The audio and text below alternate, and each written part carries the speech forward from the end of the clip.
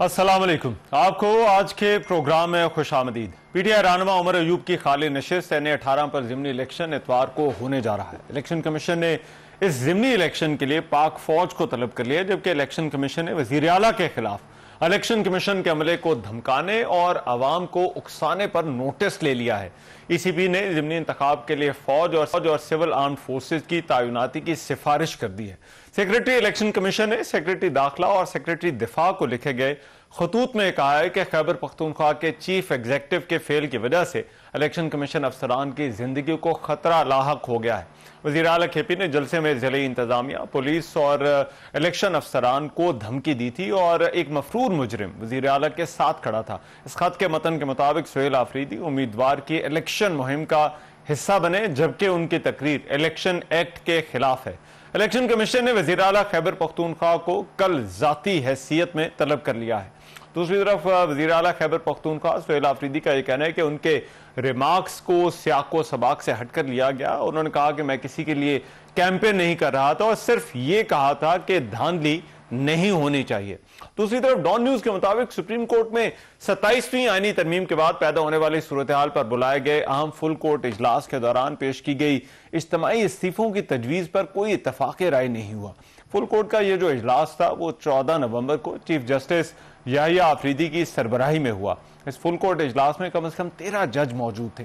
इजलास में जजों ने अपने 2 साथियों के इस्तीफों पर अफसोस का इजहार किया और जोर दिया कि अदलिया को मजबूत इदारा जाती रद्दमल सामने लाना चाहिए, जबकि कुछ जजेस ने हुकूमत को रस्मी तौर पर खत लिखने की तजवीज दी तो चीफ जस्टिस ने कहा कि जजों को खत लिखने की बजाय उनसे पहले बराह रास्त बात करनी चाहिए।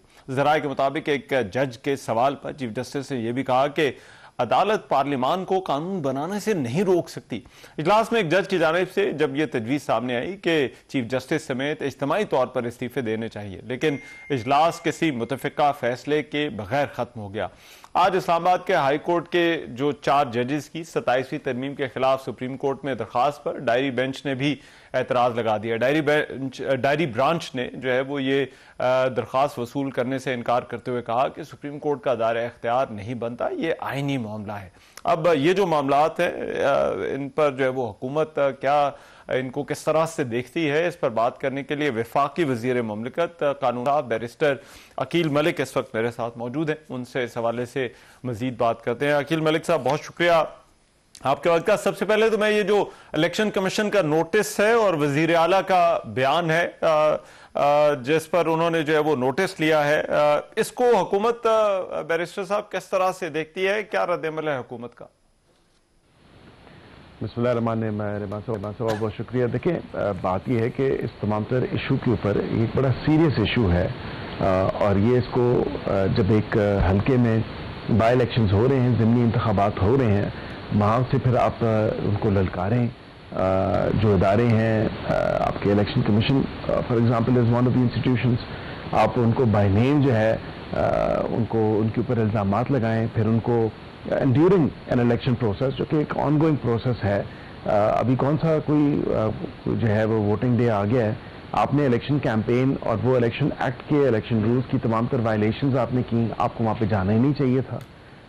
हम बस ये थे मिनिस्टर्स, क्योंकि हमारी पार्टी से भी कई लोग इलेक्शन लड़े हैं, हम तो नहीं जाते और रूल्स की वायलेशन नहीं होनी चाहिए और कानून की वायलेशन नहीं होनी चाहिए। इसी हवाले से वहाँ से फिर स्टेज पर खड़े होकर जिस तरह की थ्रेट्स जो हैं वो, या जिस तरह की थ्रेटनिंग टोन इस्तेमाल की गई और फिर थ्रेट्स डायरेक्ट की गई टुवर्ड्स द ऑफिशियल्स, तो मैं समझता हूँ this is highly condemnable. But उसके साथ बिल्कुल मैं इस तमाम तर मामले के ऊपर इलेक्शन कमीशन ने नोटिस ले लिया है और इलेक्शन कमीशन इस पर आगे क्या कार्रवाई करेगी, बिल्कुल उन्होंने कानून के मुताबिक जो कार्रवाई है उसको नाफिज़ुल अमल करना है। और उनकी रिजर्वेशंस, मैं जो मीडिया में रिपोर्टिंग देख रहा था, बिल्कुल रिजर्वेशंस तो हैं और बिल्कुल उन्होंने नोटिस ठीक लिया है कि किसी इलेक्टेड ऑफिशियल का ड्यूरिंग एन इलेक्शन कैंपेन ये कोई इस्तेकाक नहीं है कि आप इस तरह की जो है थ्रेट्स डायरेक्ट करें टूवर्ड्स एन इंस्टीट्यूट, स्पेशली उस इंस्टीट्यूट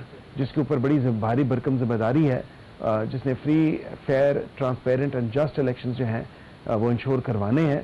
तो इस तरह तो नहीं होना चाहिए। शायद गैर जमहूरी रवैयों पे ज़्यादा जो है वो तकिया भी किया जा रहा है और यकीन भी रखा जा रहा है। और मेरे ख्याल से जिस किस्म की डिमीनर है या जिस किस्म का बिहेवियर है वज़ीर आला साहब का, उसमें तो अफसोस ही होता है। लेकिन बैरिस्टर साहब, ये जो उनकी वजाहत आई है इसके बाद, उन्होंने कहा है कि मेरे रिमार्क्स को सियाको सबाक से हटकर लिया गया, और उन्होंने कहा कि मैं तो सिर्फ ये बात कर रहा था कि कोई धांधली नहीं होनी चाहिए। तो इस वजाहत को आप किस तरह से देखते हैं?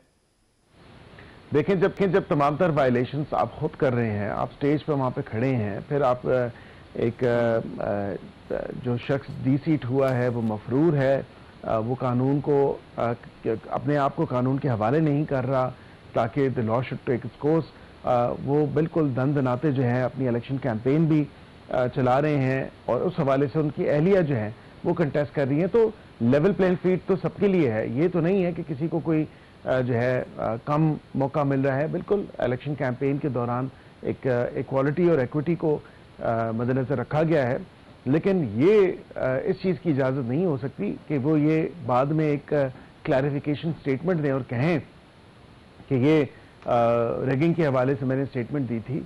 मतलब खुदारा आप थोड़े होश के नाखुन लें और इस चीज़ को देखें कि जो आपके रवैये थे, जो आपका टोन और टेनर था, जो जिस तरह की थ्रेट्स आपने जो है थ्रू नेशनल टीवी या मीडिया के थ्रू आपने डायरेक्ट की towards an institute, towards the head of that institute, और फिर आपने जो आपके ज़बान पे आई बात वो आपने कह डाली, ना आपने सोचा ना आपने समझा और बेबुनियाद इल्ज़ामात आप लगाते चले गए। तो कम अज़ कम अपने रवैयों पर नज़रसानी की ज़रूरत है और अपने रवैयों के ऊपर इंट्रोस्पेक्शन की ज़रूरत है कि आप, पहली तो बात है कि बतौर वज़ीर आला आप जा ही नहीं सकते किसी इलेक्शन कैंपेन की को हेड करने के लिए या उसमें शिरकत करने के लिए। ये तो ज़ाब्ता जो है उसकी जो कवानीन है इलेक्शन के, उसकी खिलाफ वर्जी है और खुला खिलाफ वर्जी है। तो इस चीज़ के ऊपर नोटिस होना चाहिए और इसके ऊपर वाक़ितन शो कॉज नोटिस होना चाहिए और उनसे ये जवाब तलबी होनी चाहिए। अच्छा, कि आप किस हैसियत में वहां पे गए और फिर इलेक्शन कैंपेन का आप हिस्सा बने, जब हुकूमत और उसके वज़रा जो हैं वो नहीं जा सक रहे और वो नहीं जाके जो है कोई ऐसी स्टेटमेंट देते। ठीक है, राइट। लेकिन बैरिस्टर साहब, एक और मामला जो कि अभी इस वक्त डिस्कस हो रहा है और हुकूमत से बार बार उस हवाले से पूछा जा रहा है, वो 28वीं आईनी तरमीम का है। तो क्या वाकई कोई संजीदा एफर्ट हो रही है इस वक्त जो है वो 28वीं आईनी तरमीम के हवाले से, या हुकूमत इसकी कोई तैयारी कर रही है?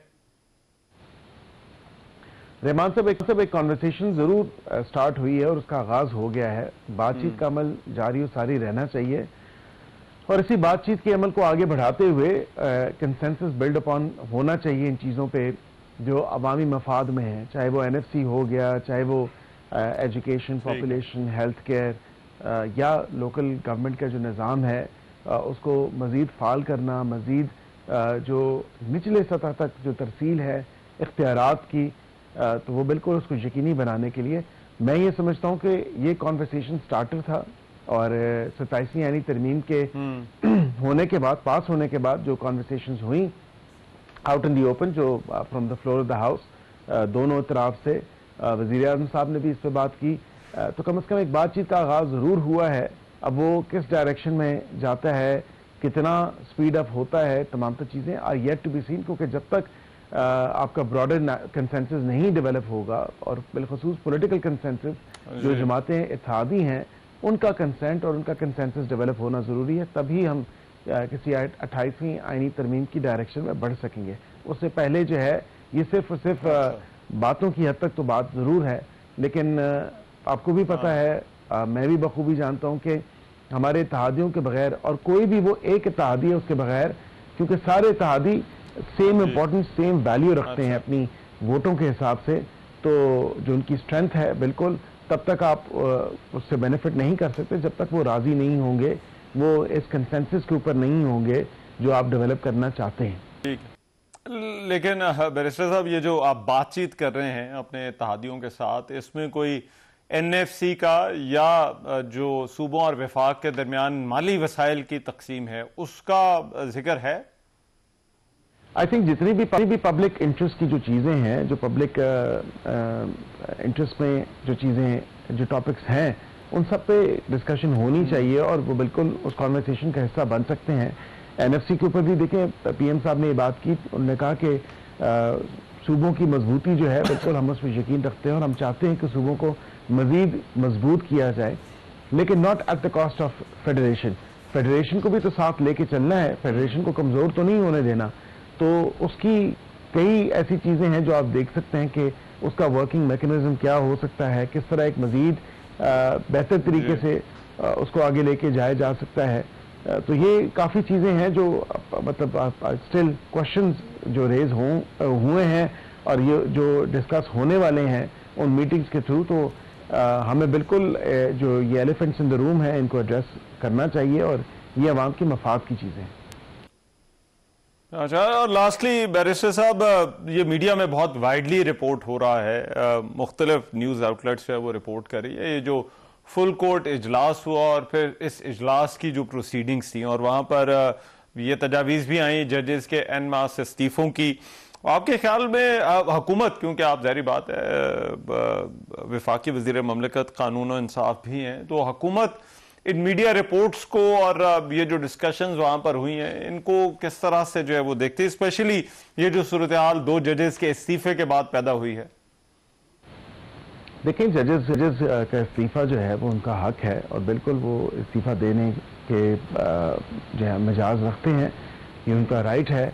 हमने कभी भी इस राइट को कंटेस्ट नहीं किया। हाँ, ये ज़रूर हो सकता है कि जो वो वजूहात बताएं उस अपना इस्तीफा टेंडर करने के हवाले से, तो वो शायद स्याह सबाक से हट के हों या जो वो वजह बताना चाह रहे हों या बता रहे हों शायद हकीकत में ऐसी कोई चीज़ ना हो।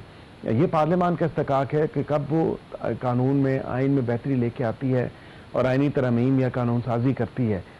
इसी तरह जो जजेस का राइट है बिल्कुल हम उसको रिस्पेक्ट करते हैं, वो इस्तीफा देना चाहते हैं बेशक वो दें।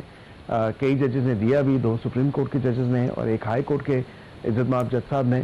तो मैं ये समझता हूँ कि बिल्कुल जो मीडिया पे रिपोर्ट्स मैंने भी देखी वो इसी हवाले से थी, कोई ऑन मास रेजिग्नेशन या तमाम जज साहिबान वो ये जो रिपोर्टिंग हुई इस हवाले से कि भाई आपकी जो रेजिग्नेशन है वो तमाम तर जजेस हैं, तो मेरे ख्याल से ऐसा नहीं होना चाहिए। हर जज को देखना चाहिए कि वो किस हवाले से बेहतर हो सकता है। और अच्छा। मैंने पहले भी ये बात की, ये रिपोर्ट कुछ आ रही हैं मीडिया के ऊपर भी कि चीफ जस्टिस साहब ने शायद गालबन जो मीडिया रिपोर्ट कर रहा है allegedly, I am not privy to the full court meeting, लेकिन ये बात जरूर आई है कि चीफ जस्टिस जो बकौल मीडिया के उन्होंने कहा आपको मेरे से आके डिस्कस करना चाहिए। तो हम भी यही बात कह रहे हैं, हम भी यही बात करते हैं कि ये हर 2-4 फुट के फासले पे कमरे हैं, कम से कम एक दूसरे से खतो खिताबत तो नहीं।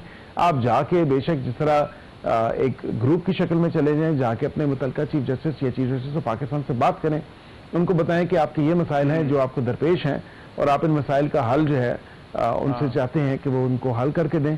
तो मैं इदारों के जो सरबराहान होते हैं वो इसीलिए होते हैं कि आप अदारे की जो रिस्पॉन्सिबिलिटी होती है उसके अंदर जो बेहतरी होती है, उसके अंदर जो ग्रीवेंसेस होते हैं, उसके अंदर जो इश्यूज हैं वो उनको एड्रेस करते हैं। तो मैं समझता हूँ कि अगर ऐसी कोई बात हुई है जो कि मेरे इल्म में तो नहीं है लेकिन बकौल मीडिया रिपोर्ट्स के, तो अच्छी खुशाइन बात है। और ये कलेक्टिव जो रेजिग्नेशन हैं इस पे मैं नहीं समझता कि कोई ऐसी बात होनी चाहिए, लेकिन हुकूमत का एक मौक़िफ़ है, हुकूमत ने बिल्कुल वो मौक़िफ़ इख्तियार किया है कि ये इनका राइट है, जो इस्तीफा देना चाहता है वो बिल्कुल जरूर दे। बिल्कुल ठीक है, राइट। बहुत शुक्रिया बैरिस्टर अकील मलिक हमारे साथ मौजूद थे और बात कर रहे थे। प्रोग्राम में एक ब्रेक शामिल कर रहे हैं, वापस आते हैं इस ब्रेक के बाद।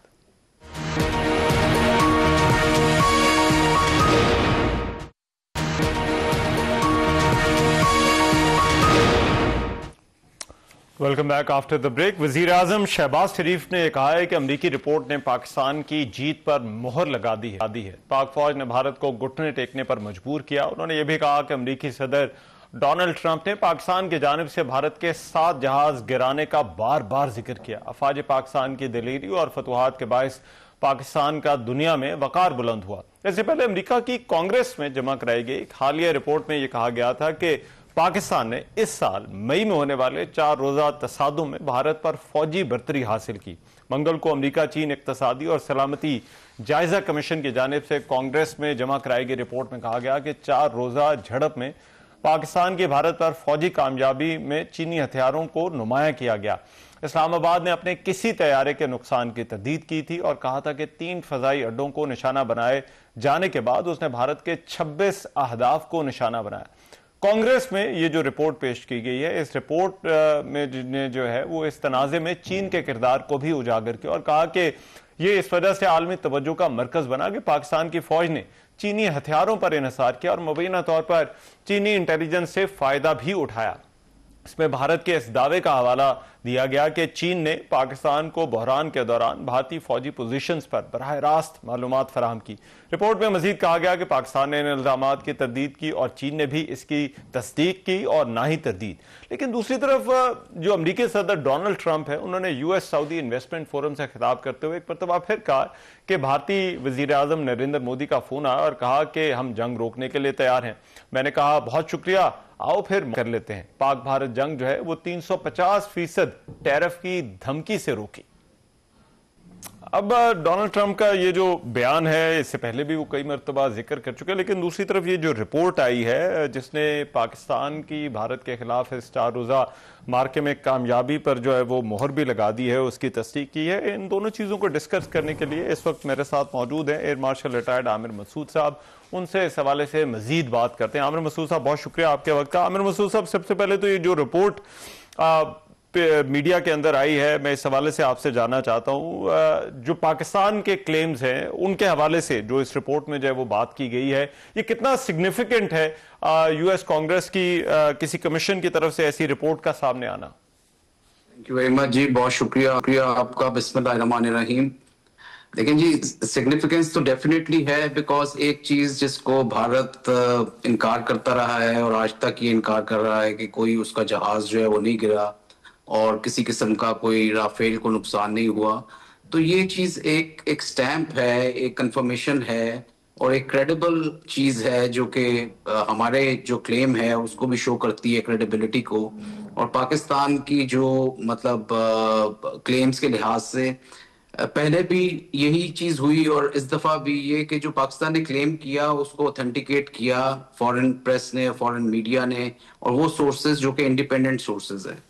तो मेरा ख्याल में ये एक बहुत बड़ी हमारे लिए एक मोरल बूस्टर भी है, एयरफोर्स के लिए बहुत बड़ी एक न्यूज है, पायलट्स के लिए, जो उनके ट्रुप्स हैं, तमाम एयरफोर्स के जितने पर्सनल हैं, उन तमाम के लिए एक बड़ी इंकरेजमेंट है कि फॉरेन मीडिया सक्सेसिवली इस चीज को करता रहा है कि ये जितने क्लेम्स पाकिस्तान ने किए हैं वो ऑथेंटिक हैं। और अगर देखा जाए तो देखें, भारत के जो लोग सीनियर ऑफिसर्स जो मीडिया में आते रहे, उन्होंने भी इस बात की जरूर तस्दीक की कि हमारे नुकसान हुआ है, और ये पाकिस्तान ने तस्दीक की है कि पाकिस्तान का कोई नुकसान नहीं हुआ। तो एक एयर बैटल जो हुई 6 और 7 की रात को, उसमें बहुत क्लियर कट एक मैसेज था कि पाकिस्तान ने उस वक्त आसमानों का अपने दिफा किया, अपनी टेरिटोरियल इंटेग्रिटी का दिफा किया और दुश्मन को नुकसान पहुंचाया। और ये बहुत बड़ी बात है। देखें, एक एयरफोर्स जो दुनिया की तीसरी और चौथी एयरफोर्स समझी जाती है सबसे बड़ी, और इतने ज्यादा उनके पास लेटेस्ट इक्विपमेंट है, इतनी मॉडर्न एयरफोर्स है, इतना एक्विजिशंस उन्होंने की पिछले 5 सालों से, पुलवामा से लेकर आज तक, उसके बावजूद एक सिस्टम्स उनके पास थे S-400 जो दुनिया का बेहतरीन एयर डिफेंस सिस्टम समझा जाता है। राफेल दुनिया का सबसे top of the line 4.5 generation aircraft है with so much of electronics and weapons. और उसके अलावा ड्रोन्स जो उनके पास हेरॉन्स और हार्पीज थे इजरायली, दुनिया की ये तमाम टेक्नोलॉजीज जो हैं टॉप ऑफ द लाइन और state of the art technologies है। तो उस लिहाज से एक बड़े फख्र की बात है पाकिस्तान एयरफोर्स ने उसी तरह दिफा किया अपने मुल्क का जिस तरह वो माजी में करती रही है, चाहे वो 65 की जंग हो, चाहे वो किसी किस्म की कोई कॉन्टिजेंसी हो। ठीक है, लेकिन आमिर साहब, इसमें जो चाइनीज वेपनरी के हवाले से जो है वो बात हुई और जो जिक्र किया गया पाकिस्तान और चाइना की डिफेंस कोऑपरेशन का, इसको आप किस तरह से जो है वो देखते हैं और स्पेशली वेस्ट इसको जिस तरह से देख रहा है? जी देखें, बिल्कुल रिपोर्ट में चाइनीज टेक्नोलॉजी का जिक्र हुआ और उसका ये भी जिक्र हुआ कि किस बेहतर तरीके से पाकिस्तान ने इसको इंटीग्रेट करके इस्तेमाल किया और नेटवर्क तरीके से जो है वो मल्टी डोमेन ऑपरेशंस अंडरटेक किए। तो ये एक बहुत सिग्निफिकेंट चीज है जो कि एक्नॉलेजमेंट है वो भी वेस्टर्न कंट्री की तरफ से और अमेरिका की तरफ से और उसके जरीदे और उसके क्रेडिबल मतलब उसकी तरफ से एक एक्सेप्टेंस है कि चाइनीज टेक्नोलॉजी ने बहुत अच्छे तरीके से इस जंग में अपना किरदार अदा किया और वो टेक्नोलॉजी जो है बहुत आगे जा चुकी है, जिसमें इस बात की भी एक्नॉलेजमेंट है और एक फियर भी क्रिएट किया गया है अमेरिकन के लिए, अमेरिकन मिलिट्री के लिए कि चाइनीज टेक्नोलॉजी जो है वो कितनी आगे जा चुकी है मॉडर्नाइजेशन के लिहाज से और पाकिस्तान ने कितने बेहतरीन तरीके से उसकी एम्प्लॉयमेंट की। सो ये बात भी अब एक हकीकत बन चुकी है कि चाइना जो कि 80 और 90 की दिहाई में 1980s और 1990s में था, वो उससे बहुत बदल चुका है। मुझे इत्तेफाक हुआ है अमेरिकन और चाइनीज दोनों टेक्नोलॉजी फ्लाई करने का। 1990 से मैं फ्लाई कर रहा हूँ और उस वक्त की जो टेक्नोलॉजी देखी जाए अमेरिका और चाइनीज की तो बहुत ज्यादा फर्क था। मतलब आप समझ लें कि जमीन आसमान का फर्क था उनकी टेक्नोलॉजी में, उनके जहाजों में, उनकी सेफ्टी में, उनके वेपन्स में। और आज की जो चाइनीज टेक्नोलॉजी है उसको आप किसी तरह से भी अमेरिकन टेक्नोलॉजी से या वेस्टर्न टेक्नोलॉजी से इंफीरियर नहीं कह सकते। यस, आप कह सकते हैं कि काफी चीजों में राफेल की टेक्नोलॉजी आगे थी, लेकिन कुछ ऐसे भी चीजें थी जिनमें चाइनीज टेक्नोलॉजी या J-10 और कॉम्बिनेशन ऑफ PL-15 जो था वो बहुत बेहतर था। और सबसे बेहतर जो चीज थी मेरा ख्याल में वो थी कॉन्सेप्चुअल क्लैरिटी जो कि पाकिस्तान एयरफोर्स को मौजूद थी और वो चीज जो कि पाकिस्तान एयरफोर्स ने थ्रू इंटीग्रेशन हासिल की। और ये चीज सक्सेसिव आप कह लें कि जो एक ट्रेनिंग और जो डॉक्ट्रिन पाकिस्तान एयरफोर्स कर रहा है और जिस तरह से उन्होंने अपने स्टैंडर्ड्स को मेंटेन किया है, चाहे वो ट्रेनिंग के हो, चाहे टेक्नोलॉजी के हो, चाहे वो एम्प्लॉयमेंट के हो, चाहे वो फाइटर पायलट्स के हो या इंजीनियर्स के हो, तो उस लिहाज से उन्होंने इस टेक्नोलॉजी को बेहतर तरीके से इस्तेमाल किया और अपने कॉन्सेप्ट्स जो थे वो भी मॉडर्न लाइंस पे उनको इस्तेमाल किया। और ओवरऑल एयरफोर्स की एक ट्रांसफॉर्मेशन हुई है, सिर्फ प्लेटफॉर्म के लिहाज से नहीं हुई, बल्कि सिस्टम के लिहाज से एक चेंज लेकर आए हैं पाकिस्तान एयरफोर्स पिछले 3-4 दिहाइयों में। और कोई शक नहीं कि पाकिस्तान एयरफोर्स को आज दुनिया की बेहतरीन एयरफोर्सेस में शुमार किया जाता है इन ऑल द एस्पेक्ट्स। और ये मल्टी डोमेन ऑपरेशन जो हमें देखने में आए 6 और 7 की रात को, वो कोई एक दिन या पिछले 5-6 सालों का नहीं बल्कि कई दहाइयों के ऊपर मुनस्सिर है, जो इंस्टीट्यूशन जिस स्ट्रॉन्ग तरीके से पाकिस्तान एयरफोर्स का जो है उसको मेंटेन किया गया, उन स्टैंडर्ड्स को मेंटेन किया गया और उनको आगे लेकर चला गया। अच्छा, तो मैं समझता हूँ ये पाकिस्तान के लिए, पाकिस्तान एयरफोर्स के लिए एक बड़ी फख्र की बात है और चाइनीज के लिए भी ये एक मेरा ख्याल में लम्हे, I would say it's a matter of honour for them also कि उनकी टेक्नोलॉजी को एक्नॉलेज किया गया है अमेरिकन के जरिए। ठीक है, राइट। और इसमें हमें सब जो इंटरेस्टिंग बात आपने भी की वो ये कि चाइनीज जो डिफेंस इक्विपमेंट है उस हवाले से अब बहुत ज्यादा एक बहस हो रही है और स्पेशली पाकिस्तान इंडिया के कॉन्फ्लिक्ट के बाद। तो ये जो रिपोर्ट है इसमें भी जो है वो इसका जिक्र है। तो क्या अब जो चाइनीज टेक्नोलॉजी है स्पेशली ये जो वेपन टेक्नोलॉजी है, क्या अब इसका मतलब जो है वो ये लेना चाहिए कि जो टेक्नोलॉजी है और डिफेंस टेक्नोलॉजी उसमें अब जो पलड़ा है वो चाइनीज टेक्नोलॉजी का अब ज्यादा भारी हो गया है, कतई नजर जो पाकिस्तान और भारत के दरमियान हुआ, लेकिन अदरवाइज जो डिफेंस इक्विपमेंट की अवेलेबिलिटी है उसमें क्या अब चाइनीज पलड़ा जो है वो भारी है? जी बिल्कुल। देखिए वेस्टर्न के तौर पे मैं ये तो बिल्कुल नहीं कहूंगा कि चाइनीज जो है वो एक्सीड कर गई होगी वेस्टर्न टेक्नोलॉजी के लिहाज से, बट ये जरूर मैं कहूंगा कि Chinese can be seen as an alternate, कि अगर कल को अमेरिका किसी पे सैंक्शन लगाता है तो चाइनीज की ऑप्शन जो है वो तमाम ममालिक के पास मौजूद है।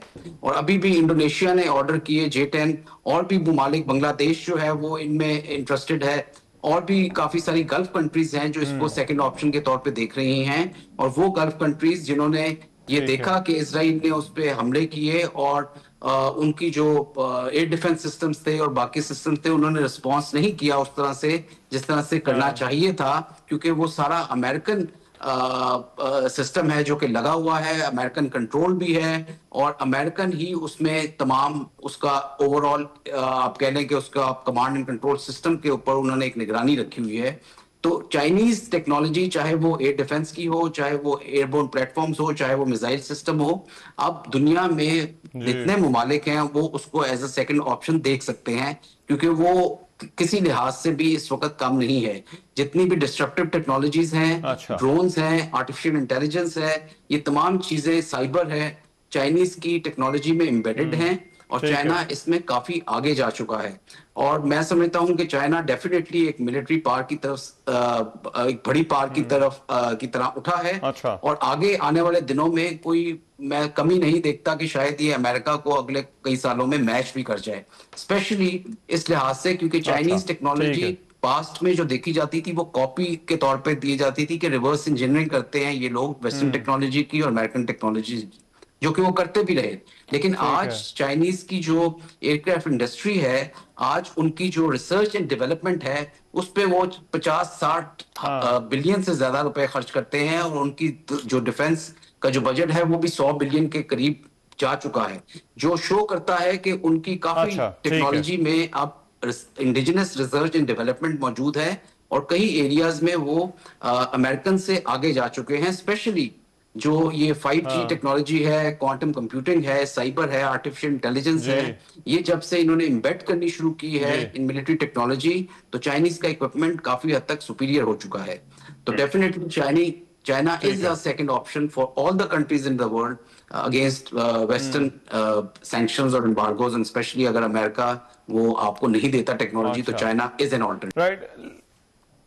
राइट। लेकिन इसमें आमिर साहब जो लास्टली जो इंडिया की कोल्ड स्टार्ट डॉक्ट्राइन थी, अब एयर पावर जो है वो उसका हिस्सा रहा है। इस कॉन्फ्लिक्ट के बाद आप किस तरह से देखते हैं जो दोनों मुल्कों की जो एयरफोर्स है उसमें जो एक ताकत का जो तवाजुन है वो किस तरह से जो है वो बदल गया, और स्पेशली जो पाकिस्तान और भारत की इक्वेशन है उसमें इस एयर वॉरफेयर के जो है वो इसकी इक्वेशन का जो है वो क्या फर्क जो है वो आने वाले सालों में पड़ने वाला है?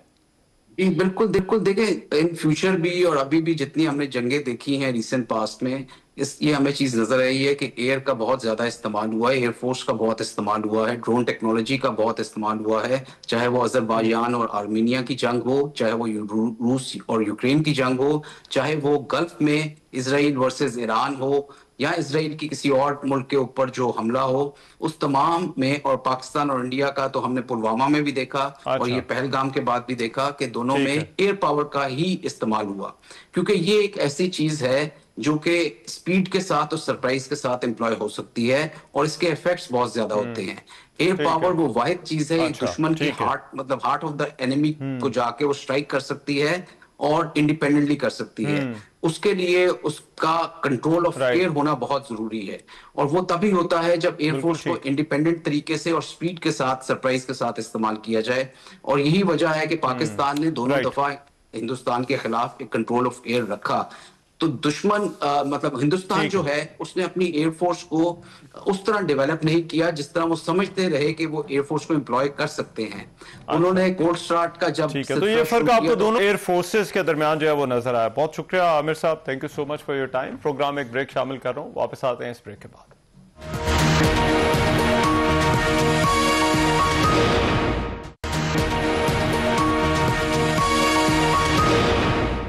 Welcome back. IMF की रिपोर्ट में कहा गया है कि पाकिस्तान में करप्शन एक मुस्तकिल चैलेंज है और सियासी और मुआशी इशराफिया सरकारी पॉलिसियों पर कब्जा करके मुआशी तरक्की में रुकावट डाल रही है। IMF ने पाकिस्तान में गवर्नेंस और बदउनवानी से मुतालिक जो है वो अपनी रिपोर्ट जारी की है, जिसमें पाकिस्तान में मुसलसल बदउनवानी के खदशात की निशानदेही करते हुए IMF का 15 नुकाती इस्लाहाती एजेंडा फौरी तौर पर शुरू करने का मुतालबा किया गया है। अब ये जो रिपोर्ट है इस पर बात करने के लिए हमारे सीनियर तज्जियाकार और हम रिव्यू के होस्ट शहबाज राना साहब इस वक्त मेरे साथ मौजूद है, उनसे इस हवाले से मजीद बात करते हैं। शहबाज राना साहब, बहुत शुक्रिया आपके वक्त का। शहबाज राना साहब, सबसे पहले तो बहुत सारी चीजें हैं जिनका जिक्र है इस रिपोर्ट में, लेकिन ऐसा लग रहा है कि हुकूमतों के दावे रहे हैं कि स्ट्रक्चरल रिफॉर्म्स हम लेकर आएंगे, लेकिन पाकिस्तान में ये काम हुआ नहीं। दूसरा, ऐसा लगता है कि पाकिस्तान की हुकूमतों पर चार्जशीट है ये रिपोर्ट, तो क्या वाकई इसे ये कहना दुरुस्त होगा? ये जो रहमान साहब चार्जशीट है, ये पाकिस्तान की इकॉनमी के खिलाफ नहीं है।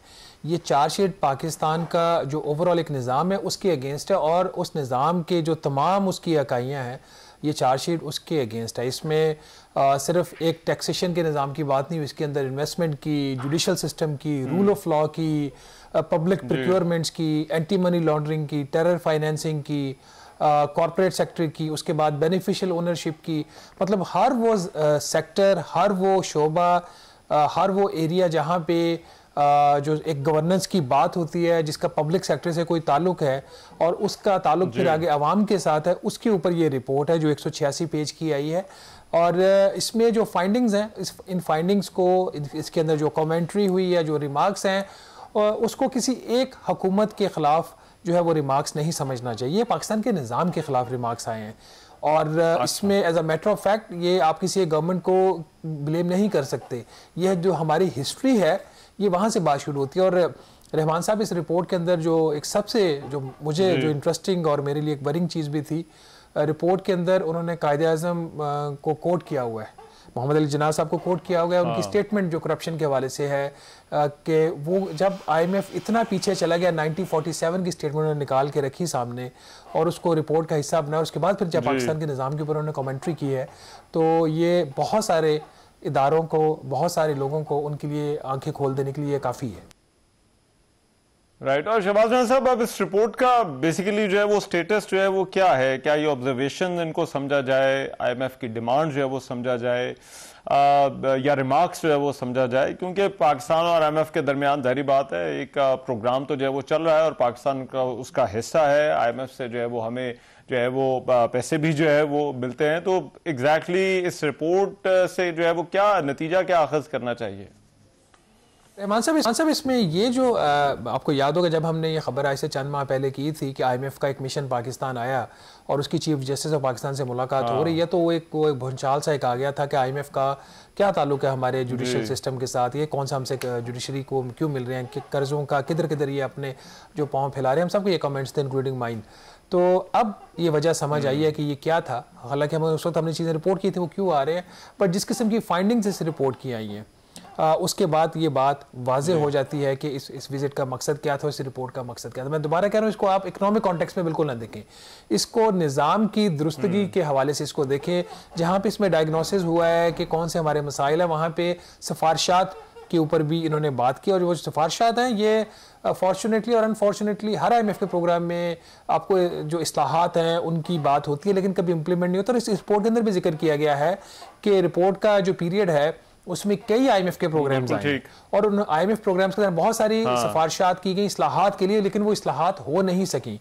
चाहे वो आपके, क्योंकि अगर बहुत सारी जो करप्शन है जिसका जिक्र भी इस रिपोर्ट के अंदर है, बहुत सी करप्शन जो है वो तो पब्लिक प्रोक्योरमेंट्स के अंदर हो रही है, जो हुकूमती खरीदारियां हैं उसके अंदर वो प्रोक्योरमेंट्स के अंदर खरीदारी हो रही है। फिर दूसरी जो करप्शन है आपकी जो पॉलिसीज हैं, आपका जो निज़ाम है, इन्होंने तो 2019 की जो एक एग्जांपल दी है पाकिस्तान तहरीक इंसाफ की हुकूमत की, जब उन्होंने चीनी बरामद करने की इजाजत दी, उसके ऊपर सब्सिडी भी दी। और मैंने उस वक्त ये रिपोर्ट किया तो बड़ा शोर पड़ गया था। चले, इन्होंने तो एग्जांपल 2019 की दे दी। अभी भी आप देखें क्या हुआ है, अभी भी वज़ीर-ए-आज़म शहबाज शरीफ साहब की हुकूमत ने 7,65,000 मैट्रिक टन जो चीनी है वो उन्होंने बरामद की।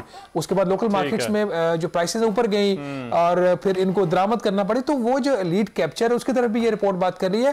तो इसको मैं दोबारा कह रहा हूँ, रिपोर्ट को देखना है एज अ होल। किसी इमरान खान साहब की गवर्नमेंट की, शहबाज शरीफ साहब की गवर्नमेंट हो, नवाज शरीफ साहब की हो, प्रेसिडेंट आसिफ अली जरदारी की जो पार्टी की है, उनकी यूसुफ रज़ा गिलानी का जो टेन्योर हो, किसी का भी टेन्योर, मिलिट्री डिक्टेटर्स रहे उनका, ये सब के ऊपर एक चार्जशीट है। और उसका जो नुकसान किसको है, वो आपको, हमको, जो आम आवाम है उनको, उनका नुकसान है, उसके ऊपर ये बात हुई है सारी। राइट, इजाजत दीजिए अल्लाह ने के बाद।